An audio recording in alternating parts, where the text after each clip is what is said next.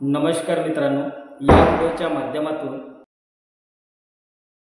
करायचंय.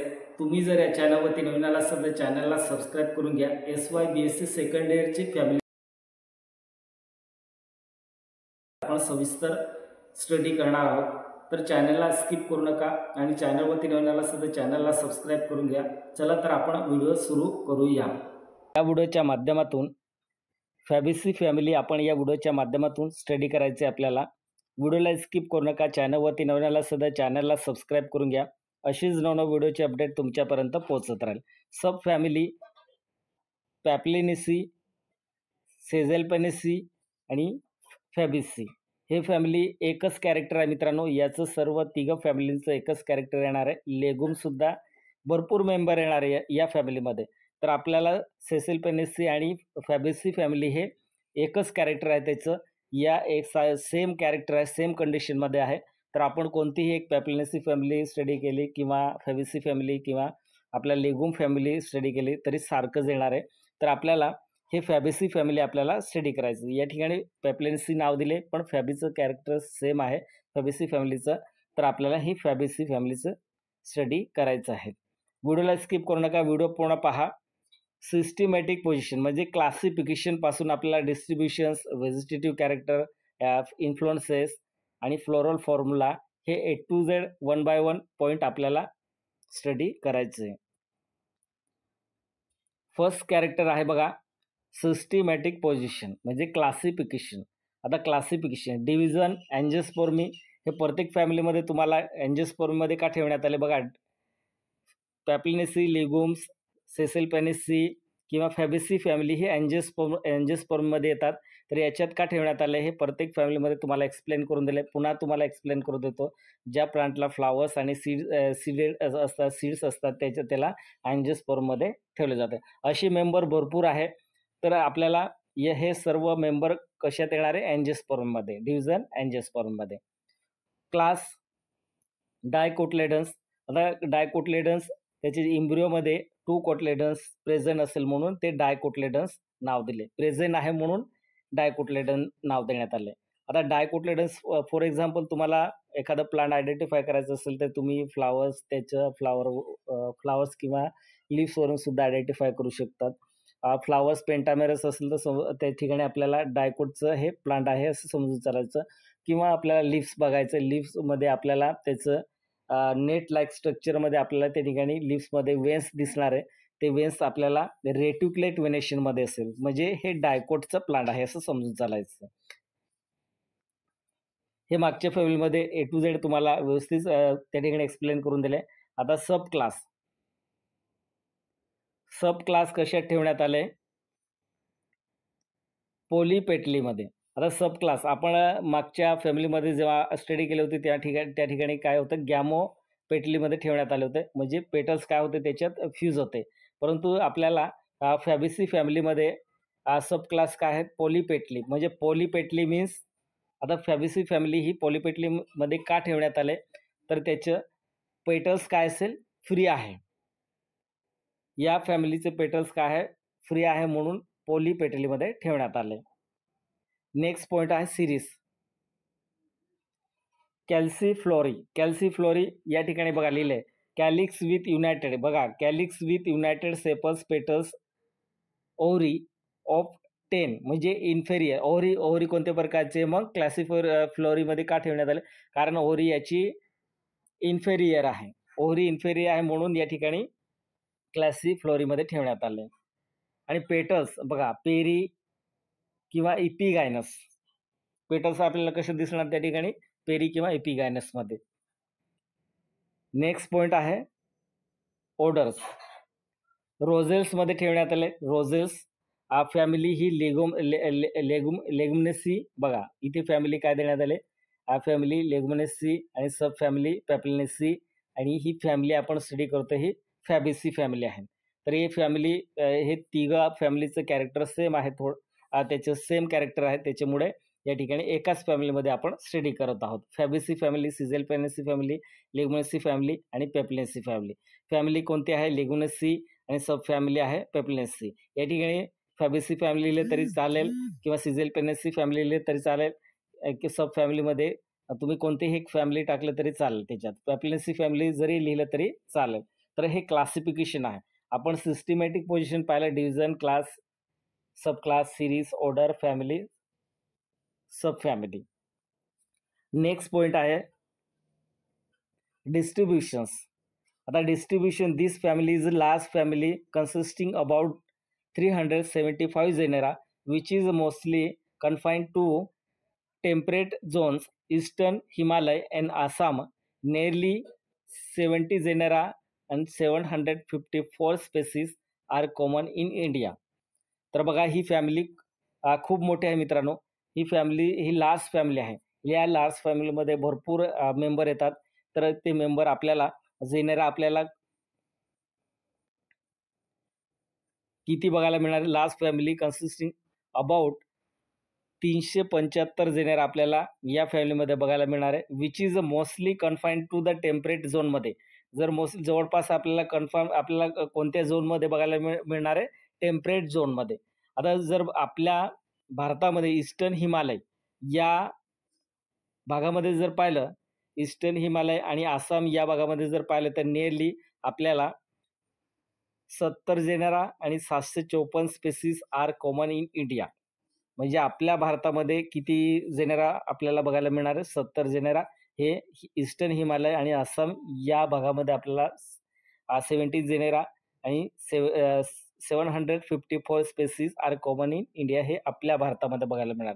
आणि जो वरचा आकडा आहे मित्रांनो, हे बघा जेनेरा आहे, हे वर्ल्डचा आहे. या वर्ल्डमध्ये 375 जेनेरा आहे आणि हे आपल्याला बघायला मिळणार.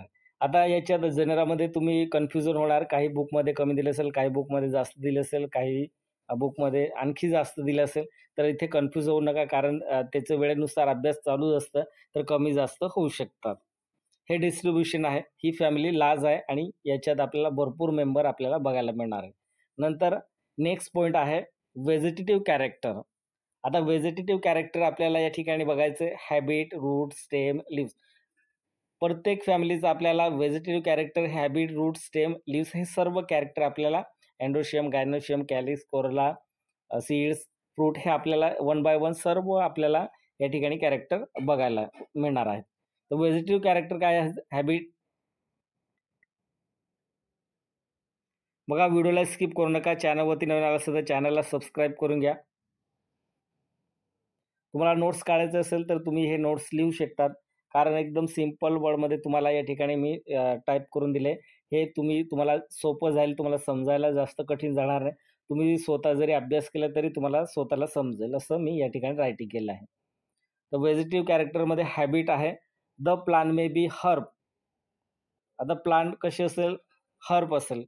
आता तुम्ही हरभरा पाहिलाय का?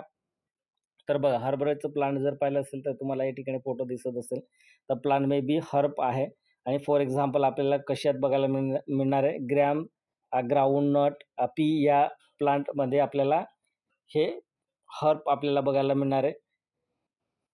नंतर ETC और अंडर श्रब. फॉर एक्झाम्पल बघा, फॉर एक्झाम्पल काय दिले या ठिकाणी? हे थोडं दिसत नाही मित्रांनो नाव. तर बघा कोरंटेलिया इन अल्बा. कोरंटेलिया अल्बा या प्लांटमध्ये आपल्याला अंडर श्रब आपल्याला त्या ठिकाणी बघायला मिळणार आहे. आता जसं तुम्हाला हर्ब श्रब हे आपण त्याचं तुम्ही हर्ब जर पाहिलं तर त्याचं स्टेम पाहिलं तर आपल्याला सॉफ्ट दिसेल, ग्रीनमध्ये दिसेल, ते हर्ब आहे. आणि श्रब आपण छोटंसं प्लांट असेल आणि बुडी लाईक स्ट्रक्चरमध्ये असेल ते आपल्याला त्या ठिकाणी बघायला मिळणार. अंडरग्राऊंडमध्ये असेल श्रब हे आपल्याला छोटंसं प्लांट बघायला मिळणार. एक्झाम्पल सुद्धा दिले कोणकोणत्या प्लांटमध्ये आपल्याला बघायला मिळणार. हे रेड कलरमध्ये तुम्हाला दिसत असेल, हे एक्झाम्पल दिले. या एक्झाम्पलमध्ये आपल्याला इंडिगो फिस्टुला या ठिकाणी आपल्याला अंडर श्रब आपल्याला या ठिकाणी बघायला मिळणार आहे. नंतर हे बघा ट्री लाईक स्ट्रक्चरमध्ये आपल्याला हे श्रब प्लांट आपल्याला बघायला मिळणार आहे. श्रब प्लांट हे ट्री लाईक आणि वुडी असेल. बघा त्या ठिकाणी आपल्याला ट्री लाईक म्हणजे मोठं झाड नसेल, छोटंसं त्या ठिकाणी झाड असेल. मोठं ट्री लाईक स्ट्रक्चरमध्ये नाही असेल, ते छोटंसं असेल. मग फॉर एक्झाम्पल सिम्सम. बघा सिम्सम, some may be climber. For example सेम. बघा इथे सेम म्हटलंय. आता फॉर एक्झाम्पल आपल्याला काही क्लाइंबरमध्ये आपल्याला त्या ठिकाणी दिसेल. तर एक्झाम्पल दिले सेम या प्लांटमध्ये आपल्याला बघायला मिळणार आहे. हे हॅबिट झालं. हॅबिट तुम्हाला समजलं. नंतर आपला नेक्स्ट पॉइंट आहे रूट. रूट आता कोणत्या सिस्टमचं असेल रूट या ठिकाणी टॅप रूट, ब्रांचेड. बघा टॅप रूट आणि त्याचे ब्रांचेड असेल. बेरिंग नूडल्स कंटेनिंग बघा tap root, branched, bearing nodules containing nitrogen fixing bacteria. Next point आहे स्टेम. हर्बेशियस. आता आपण जेव्हा त्या प्लांटचं जर स्टेम पाहिलं तर आपल्याला हर्बेशियसमध्ये दिसणार आहे आणि वुडी आहे.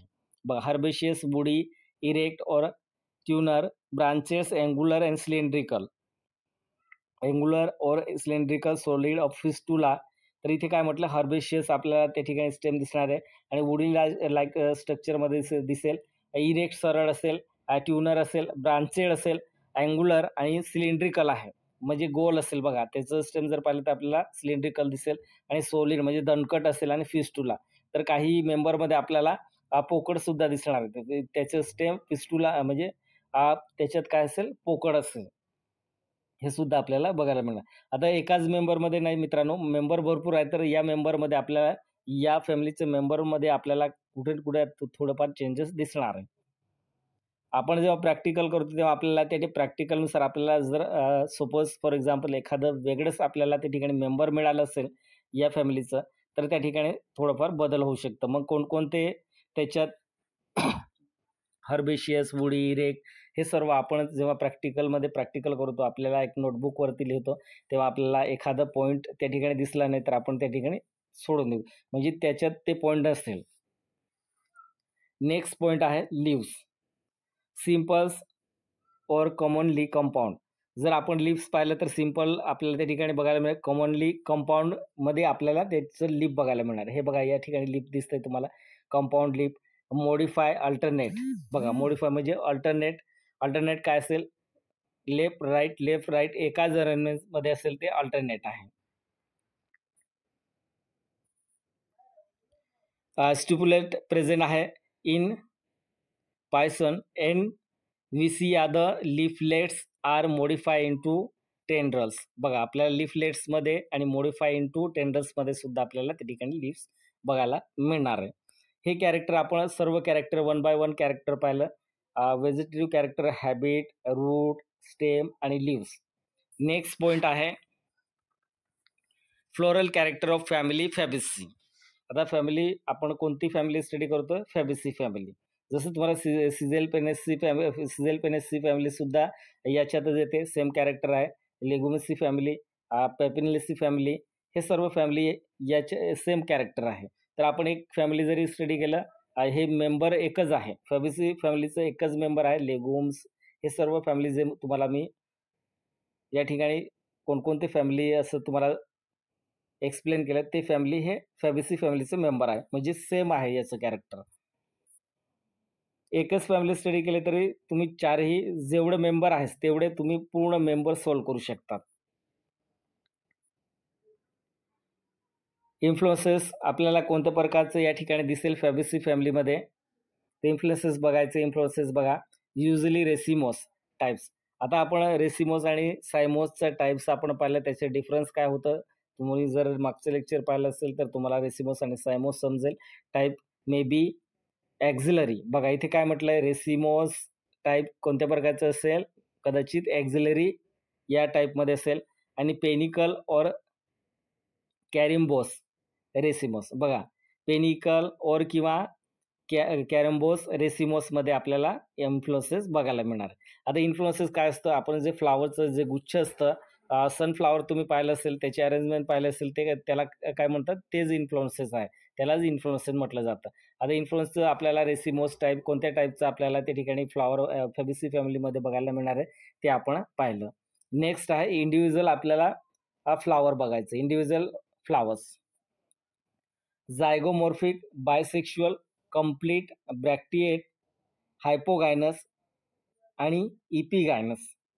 आता या ठिकाणी बघा फॉर्म्युलामध्ये तुम्हाला या ठिकाणी फॉर्म्युला दिसत असेल. हा फॉर्म्युला याच कॅरेक्टरमधून हे फॉर्म्युला लिहिला जातो मित्रांनो फ्लोरल फॉर्म्युला.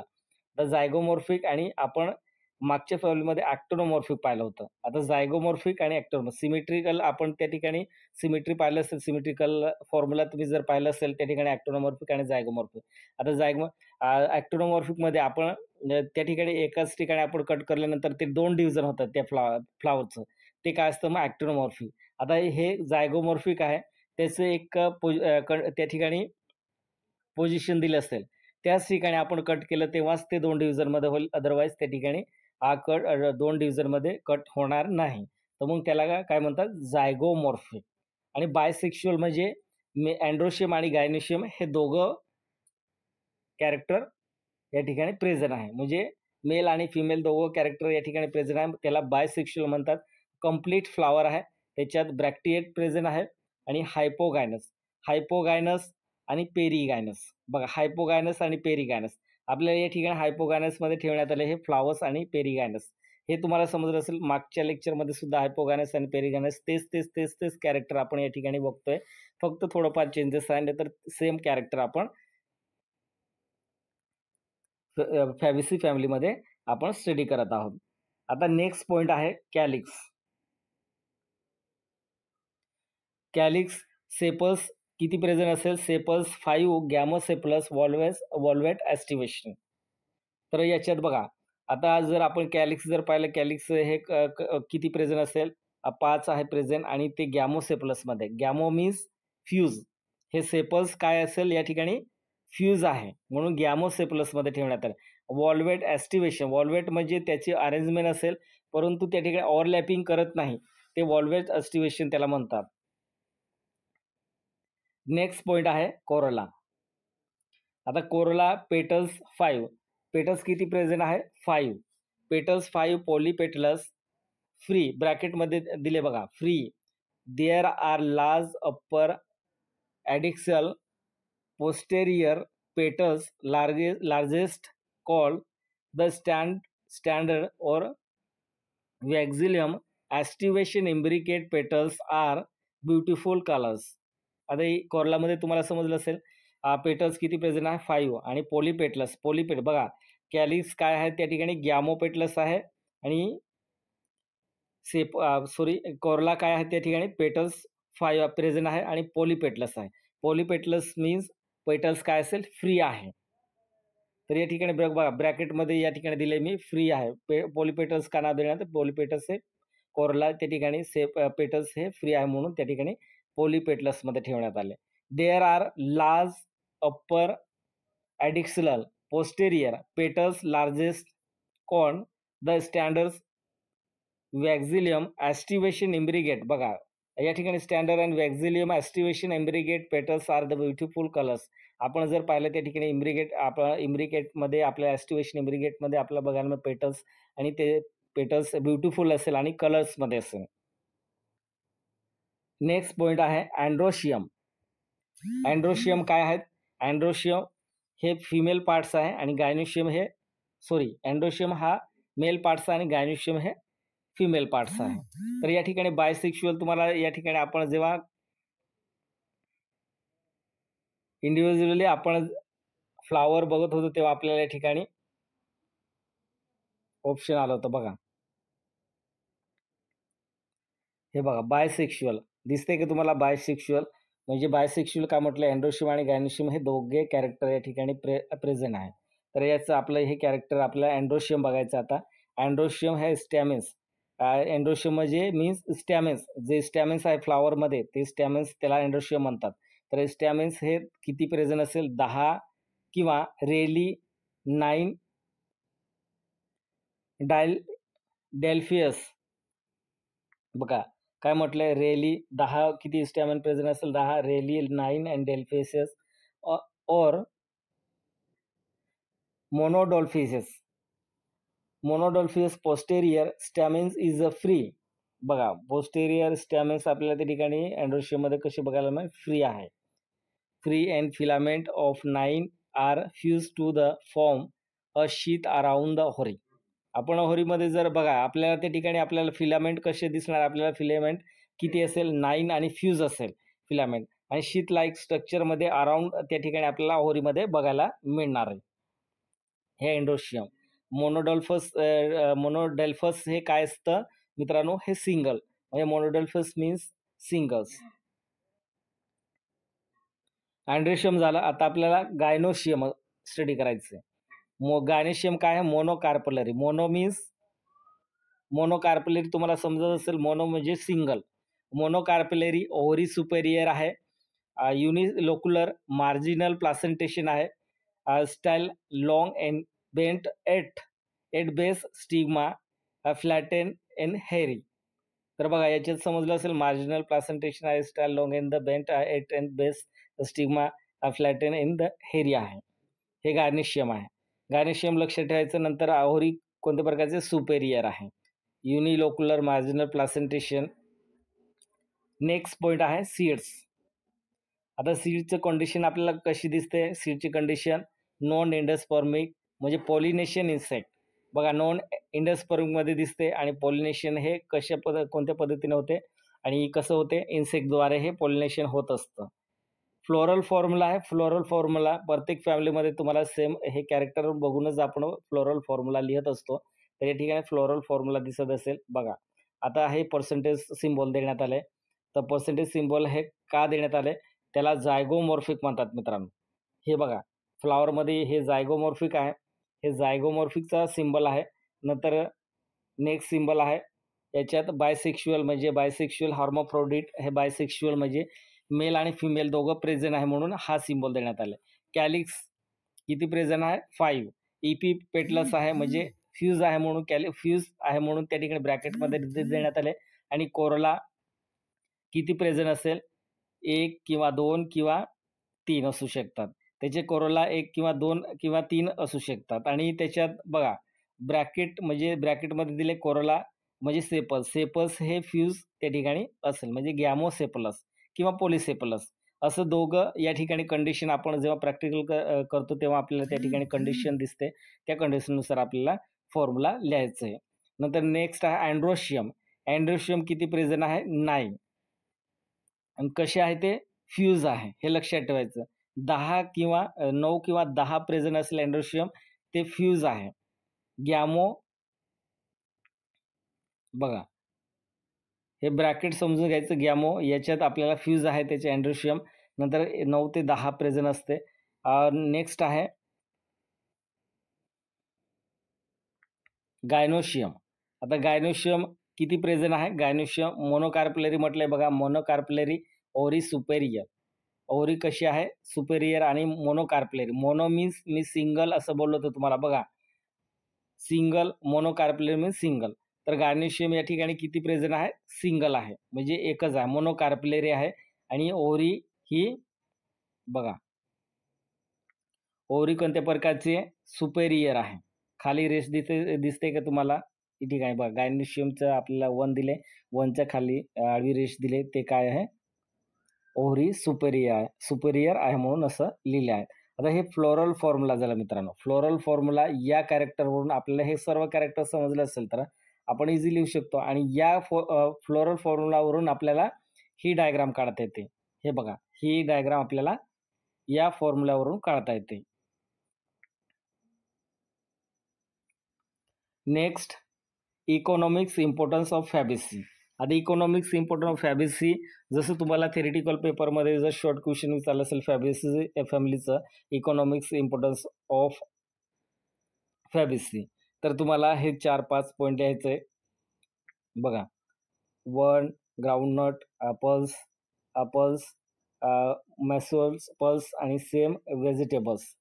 हे आपल्याला हे सायंटिफिक नेम आहे मित्रांनो, हे सायंटिफिक नेम आहे, हे आपल्याला लक्षात ठेवायचं. नंतर आपल्याला हे इझी समजतं. नंतर आपल्याला इकॉनॉमिक्स इम्पॉर्टंट हे आपल्याला पाठ करून ठेवायचं आहे किंवा आपल्याला समजून घ्यायचं आहे. आणि हे आपल्याला शॉर्ट क्वेश्चनमध्ये विचारलं असेल इकॉनॉमिक्स इम्पॉर्टन्स फॅबेसी फॅमिली किंवा लेग्युमिसी फॅमिली किंवा पेपनेसी फॅमिली किंवा सेझेलपेनेसी फॅमिली, हे याचं आपल्याला इकॉनॉमिक्स इम्पॉर्टन्स विचारलं असेल तर हे कॅरेक्टरसुद्धा इकॉनॉमिक्सचं तुम्हाला त्या ठिकाणी येणार आहे. कारण भरपूर मेंबर आहेत, त्या मेंबरनुसार हे कॅरेक्टरसुद्धा त्या ठिकाणी इकॉनॉमिक्स इम्पॉर्टंट त्या ठिकाणी आपण तुम्हाला लिहिता येणार आहे. तुम्हाला जर हा व्हिडिओ आवडला असेल किंवा चॅनलवरती नवीन आला असेल तर चॅनलला सबस्क्राईब करून घ्या. काही मिस्टेक झाले असेल तर तुम्ही कमेंट करून विचारू शकतात आणि ते अजून माझ्याकडनं काही चूक झाली असेल तेही मी त्या ठिकाणी दुरुस्त करण्याचा प्रयत्न करेल. जय हिंद, जय महाराष्ट्र.